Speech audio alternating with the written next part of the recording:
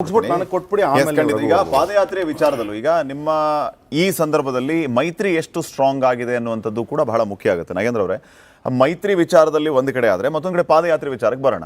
ಯಾವಾಗ ಬಿಜೆಪಿಯವರು ಪಾದಯಾತ್ರೆ ಮಾಡೋಣ ಅನ್ನುವಂತಹ ವಿಚಾರವನ್ನ JDSನ ಜೊತೆಗೂಡಿ ವಿಚಾರವನ್ನ ಮುಂದಿಟ್ಟಾಗ JDSನವರು ಕೆಲವರು ಆಕ್ಷೇಪವನ್ನು ವ್ಯಕ್ತಪಡಿಸಿರುವಂತ ನಾವು ಕೇಳ್ಪಟ್ವಿ. ಯಾಕಂದ್ರೆ ಕರೆಮ್ ಅವರ ಕ್ಷೇತ್ರದಿಂದ ಈ ಒಂದು ಪಾದಯಾತ್ರೆಯನ್ನು ಆರಂಭ ಮಾಡಬೇಕು ಅನ್ನುವಂಥ ವಿಚಾರ ಇತ್ತು. ಆದರೆ ಕರೆಮ್ ಅವರು ಇದಕ್ಕೆ ಆಕ್ಷೇಪವನ್ನು ವ್ಯಕ್ತಪಡಿಸಿರಂತೆ. ಕಾರಣ, ನಮ್ಮ ಕ್ಷೇತ್ರದಿಂದ ಈ ಪಾದಯಾತ್ರೆ ಆರಂಭ ಆದರೆ ನಮ್ಮ ಕ್ಷೇತ್ರದಲ್ಲಿ ST ವೋಟರ್ಸ್ ಸಿಕ್ಕಾಪಟ್ಟೆ ಜಾಸ್ತಿ ಇದ್ದಾರೆ, ಸಮುದಾಯಕ್ಕೆ ಒಂದು ತಪ್ಪು ಸಂದೇಶ ಹೋಗುತ್ತೆ, ಹಿಂಗಾಗಿ ಇದು ಬೇಡ ಅನ್ನುವಂಥ ವಿಚಾರವನ್ನು ಹೇಳಿದ್ರು ಅಂತ ಕೇಳ್ಪಟ್ವಿ. ಹಾಗಿದ್ರೆ ನಿಮ್ಮಲ್ಲಿಯೂ ಇನ್ನೂ ಕೂಡ ಗೊಂದಲ ಇದೆ ಹೋರಾಟದ ವಿಚಾರವಾಗಿ.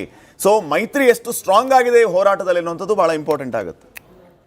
ನೀವು ಹೇಳ್ತಾರ ವಿಚಾರದಲ್ಲಿ ಸತ್ಯಕ್ಕೆ ದೂರವಾದದ್ದು. ಯಾಕಂದರೆ ಇಲ್ಲಿ ಬ್ರಹ್ಮಾಂಡ ಭ್ರಷ್ಟಾಚಾರದಲ್ಲಿ ಸಿಕ್ಕಾಕೊಂಡಿರೋಂಥ ನಾಗೇಂದ್ರನ ಇಲ್ಲಿ ಯಾವುದೇ ಜನ ಆಗಲಿ, ನಾಡಿನ ಜನ ಆಗಲಿ, ಕನ್ನಡಿಗ 7 ಕೋಟಿ ಜನ ಆಗಲಿ, JDS ಆಗಲಿ, BJP ಆಗಲಿ ಯಾವುದೇ ರೀತಿಯಾಗಿ ಅವ್ರು ಪ್ರಾಣ ನಿಂತ್ಕೊಂಡು ಹೋರಾಟ ಮಾಡ್ತಾ ಇಲ್ಲ, ವಿರುದ್ಧ ಹೋರಾಟ ಮಾಡ್ತಾ ಇದ್ವಿ. ಇವತ್ತು ರಾಜ್ಯದಲ್ಲಿ ಯಥಾ ಪ್ರಜಾ ಯಥಾ ಪ್ರಜೆ, ಯಥಾ ರಾಜ ಯಥಾ ಪ್ರಜಾ ಆಗಿದೆ. ಬೇವಿನ ಬೀಜವನ್ನು ಬಿತ್ತಿ, ಬೆಲ್ಲದ ಕಟ್ಟೆಯನ್ನು ಕಟ್ಟಿ, ಆಕಲ ಹಾಲನ್ನು ಎರೆದು, ತುಪ್ಪ ಮತ್ತು ಜೇನನ್ನು ಎರೆದರೆ ಕಹಿ ಕೊಡದೆ ಸಿಹಿ ಕೊಡುವುದೇ ಸರ್ವಜ್ಞ ಅನ್ನೋದು ಇವತ್ತು ದೊಡ್ಡೇರಿಯವರು ಗೌರವ ಕುತ್ಕೊಬೇಕು. ನೀವು ವಕ್ತಾರರು, ಸಭ್ಯಸ್ಥರು ತುಂಬ ಚೆನ್ನಾಗಿ ಮಾತಾಡ್ತೀರಿ, ನಮ್ಗೆ ಅವಕಾಶ ಕೊಟ್ಟರೆ ನಾವು ಇನ್ನೂ ಚೆನ್ನಾಗಿ ಹೇಳ್ಕೊಡ್ತೀವಿ, ಡಿಸ್ಟರ್ಬ್ ಮಾಡಬೇಡಿ. ಯಾಕಂದ್ರೆ ನಿಮ್ಮಂಗೆ ನಮಗೂ ಗೊತ್ತಿದೆ, ನಾವು ನಿಮ್ಮ ಸೊ ಹಾಗಾಗಿ ಇವತ್ತು ನಾಗೇಂದ್ರ ಅವ್ರ ವಿಚಾರದಲ್ಲಿ 2013ರಲ್ಲಿ ಬೆಂಗಳೂರಿಂದ ಬಳ್ಳಾರಿ ಗಂಟ ದೊಡ್ಡ ಒಂದು ಮಹಾಪಾದಯಾತ್ರೆ ಮಾಡಿತ್ತು. ಯಾವ ವಿಚಾರಕ್ಕಂದ್ರೆ ರೆಡ್ಡಿ ಬ್ರದರ್ಸ್ ವಿರುದ್ಧ ಹೋರಾಟ ಮಾಡಿತ್ತು. ಆ ರಿಪೋರ್ಟ್ ಹೋರಾಟ ಮಾಡಿ ತಂದಂಥವ್ರನ್ನ ಇವತ್ತು ನಾಗೇಂದ್ರ ಕರ್ಕೊಂಬಂದು ಇವತ್ತು ಟಿಕೆಟ್ ಕೊಟ್ಟು MLA ಮಾಡಿದ್ರಿ. ವಾಲ್ಮೀಕಿ ಒಂದು ಇದರಲ್ಲಿ ಹಗರಣದಲ್ಲಿ ಆನ್ ದ ಫ್ಲೋರ್ ರಾಜ್ಯದ ಮುಖ್ಯಮಂತ್ರಿ ಸಿದ್ದರಾಮಯ್ಯ ಒಪ್ಕೊಂತಾರೆ 187 ಕೋಟಿ ಅಲ್ಲ 87 ಕೋಟಿ ಹಗರಣ ಆಗೋಗಿದೆ ಅಂತ ಒಪ್ಕೊಂಡಾಗ ಜೈಲ್ಗೆ ಹೋದ್ರು, ರಾಜೀನಾಮೆ ಕೊಟ್ಟರು. ಇವತ್ತು ಏನಾಗ್ತಾ ಇದೆ, ಅಲ್ಪಜ್ಞಾನದ ಮುಖ್ಯಮಂತ್ರಿಯಿಂದ ಇವತ್ತು ಕರ್ನಾಟಕ ರಾಜ್ಯ ಇವತ್ತು ನಲುಗೋಗ್ತಾ ಇದೆ. ಇವತ್ತು ಅಧಿಕಾರಿಗಳು, ದಂಡಪಿಂಡ ಅಧಿಕಾರಿಗಳಿಗೂ ಕೂಡ ಗೊತ್ತು, ಒಬ್ಬ ಭ್ರಷ್ಟ ನೀಚ ಕದಿಮ ಕಳ್ಳ ಅಧಿಕಾರದಲ್ಲಿ ಇದ್ದಾಗ ಅವನ ಸಚಿವ ಸ್ಥಾನ ಮಾಡಿದಾಗ ನಾವು ರಾಜ್ಯದ ಕನ್ನಡಿಗರಿಗೆ ನಾವು ಏನು ಉತ್ತರ ಕೊಡ್ಬೋದು? ಇವತ್ತು ಇಡೀ ದೇಶದಲ್ಲಿ ನಾನು ಹೇಳೋದಲ್ಲ, ಇದು ಇಡೀ ದೇಶದಲ್ಲಿ ಹೇಳ್ತಾರ ಮಾತ್ರ, ಜನ ಹೇಳ್ತಾರ ಮಾತಿದ್ದು, ನಾನು ಹೇಳ್ತಾರದಲ್ಲ, ಜನ ಹೇಳ್ತಾರ ಮಾತಿದ್ದು, ಭಾಷೆ ಜನ ಹೇಳ್ತಾರ ಮಾತಿದ್ದು, ನಾನು ಹೇಳ್ತಾರದಲ್ಲ. ಇವತ್ತು ಸನ್ಮಾನ್ಯ ಮುಖ್ಯಮಂತ್ರಿ ಮೇಲೆ ದೇಶದಲ್ಲಿ 19 ಕ್ರಿಮಿನಲ್ ಕೇಸ್ ಇದೆ. ಇಡೀ ಭಾರತ ದೇಶದಲ್ಲಿ 3ನೇ ಸ್ಥಾನದಲ್ಲಿ ಕ್ರಿಮಿನಲ್ ಕೇಸ್ ಅಲ್ಲಿ ಇದ್ದಾರೆ. ಇವತ್ತು ಅಂತ ಒಂದು ಕ್ಯಾಬಿನೆಟ್ ಅಲ್ಲಿ ನಾವು ಯಾವ ಸಚಿವರನ್ನ ತಗೊಂಡ್ಬರ್ಬೋದು ಇಲ್ಲಿ ಅನ್ನೋದು ಪ್ರಶ್ನೆ ಆಗ್ತಾ ಇದೆ. ಇವತ್ತು ನಾಗೇಂದ್ರ ಅವರು ಕೊಡ್ತಾರೆ ಅಂತ ಇಲಾಖೆ ಯಾವುದು? ಸಾಂಸ್ಥಿಕ ಇಲಾಖೆ. ಸಾಂಸ್ಥಿಕ ಇಲಾಖೆಯಲ್ಲಿ ಬರುವಂತ ಕಾರ್ಯವೈಖರಿಗಳೇನು?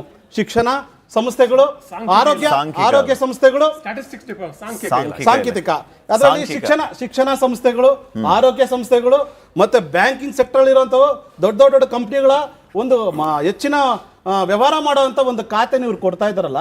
ಯಾಕಂದ್ರೆ 87 ಕೋಟಿ ಇವತ್ತು ಭ್ರಷ್ಟಾಚಾರ ಮಾಡಿ ಇವತ್ತು ಸೂಟ್ ಕೇಸ್ಗಳು ಏನು 18 ಖಾತೆಗಳಿಗೆ 18 ಖಾತೆಯಿಂದ 600 ಖಾತೆಗಳು ಹೋದಲ್ಲ, ಆ ವಿಚಾರ ಚೆನ್ನಾಗಿ ಇವರು ನಿಭಾಯಿಸ್ತಾರೆ ಅಂತೇಳಿ ಇಷ್ಟೊಂದು ಪರ ವಹಿಸ್ತಾ ಇದ್ದಾರಲ್ಲ. ನಮಗೆಲ್ಲ ಒಂದ್ ಕಡೆ ಸಂಶಯ ಮೂಡ್ತಾ ಇದೆ. ಇವತ್ತು ಕ್ರಿಮಿನಲ್ ಕೇಸಸ್ ಇರುವಂತ ರಾಜ್ಯದ ಮುಖ್ಯಮಂತ್ರಿ ಇವ್ರನ್ನ ಯಾಕೆ ಇಷ್ಟೊಂದು ಓಲೈಸ್ಬೇಕು ಅನ್ನೋದು ಪ್ರಶ್ನೆ ಕಾಡ್ತಾ ಇದೆ.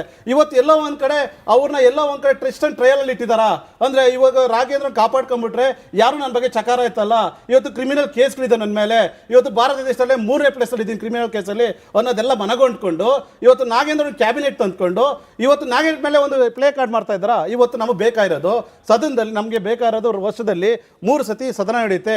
ಒಂದು ಬಜೆಟ್ ಸದನ, 2ನೇದು ಚಳಿಗಾಲ ಸದನ, 3ನೇದು ಮಳೆಗಾಲ ಸದನ ಇದೆ. ಇವತ್ತು ಸಮಗ್ರ ಕರ್ನಾಟಕಕ್ಕೆ ಇವ್ರ ಉತ್ತರ ಏನು? 3 ವರ್ಷದಲ್ಲಿ ಬರೇ ಒಂದು ಕುರ್ಚಿ ಹೋರಾಟ ನಾವು ರಾಜ್ಯದಲ್ಲಿ ನೋಡಿದ್ವಿ ಹೊರತು ಯಾವುದೇ ಒಂದು ಅಭಿವೃದ್ಧಿ ನೋಡಿಲ್ಲ. 34 ಸಚಿವರ ಇಲಾಖೆಯಲ್ಲಿ ಒಂದೇ ಒಂದು ಸಾಕ್ಷಿ ಗುಡ್ಡಿಗಳಿಲ್ಲ.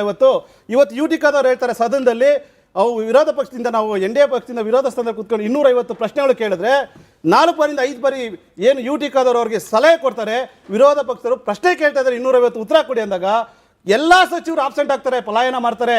ಅದನ್ನ ಕಂಡಂತ ಯುಟಿಕಾದವರು ತಮ್ಮ ಸದನನೇ ಬಿಟ್ಟು ಚೇರ್ಬಿಟ್ಟು ಆಚೆ ಬರ್ತಾರೆ. ನಮಗೆ ಶೇಮ್ ಆಗ್ತಾ ಇದೆ ಅಂತಾರೆ. ಇವತ್ತವರೆಗೂ ಇವರ ಸಾಧನಾ ಸಮಾವೇಶಗಳು ನೋಡಿದ್ವಿ. ಇವತ್ತು ನೋಡಿ ಇನ್ನೊಂದು ಹೊಸ ಬೆಳವಣಿಗೆ ಏನಾಗ್ತಾ ಇದೆ ರಾಜ್ಯದಲ್ಲಿ ಅಂದ್ರೆ, ಇವತ್ತು ಸಿದ್ದರಾಮಯ್ಯ ಅವರು ನಿಜವಾದ ಬಣ್ಣ ತೋರಿಸ್ತಾ ಇದ್ದಾರೆ. ಮೂಲ ಕಾಂಗ್ರೆಸ್ ಬಣ್ಣ ತೋರಿಸ್ತಾ ಇದ್ದಾರೆ, ವಲಸೆ ಕಾಂಗ್ರೆಸ್ ಅವರು ಬಣ್ಣ ತೋರಿಸ್ತಾ ಇದ್ದಾರೆ.